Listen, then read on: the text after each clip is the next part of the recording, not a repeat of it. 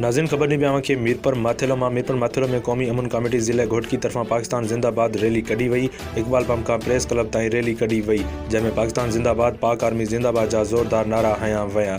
वधिक तफ़सील में पिया कि मीरपुर माथेलो में क़ौमी अमन कमेटी बराए बैनुल मज़ाहिब हम आहंगी ज़िले घोटकी तरफ़ा पाकिस्तान ज़िंदाबाद रैली इकबाल पंप का प्रेस क्लब ताईं कढी वई, जंहिंमें पाकिस्तान ज़िंदाबाद, पाक आर्मी ज़िंदाबाद जा ज़ोरदार नारा हया वया। उन मौके ते अॻवान सादला कोराई, अल्लाह डिवायो कलड़ो, ज़ुल्फ़कार मार, वसंत कुमार, अनवर नाइच, ज़ुल्फ़कार कोराई, कादिर बख्श नाइच, निसार शेख ऐं ॿियनि चयो त पाकिस्तान असांखे साह खां वधीक प्यारो आहे।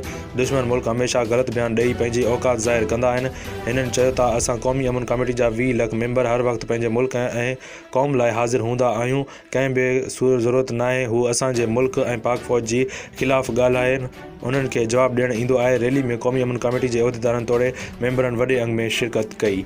सईद चांडियो, 90 न्यूज़, मीरपुर माथेलो।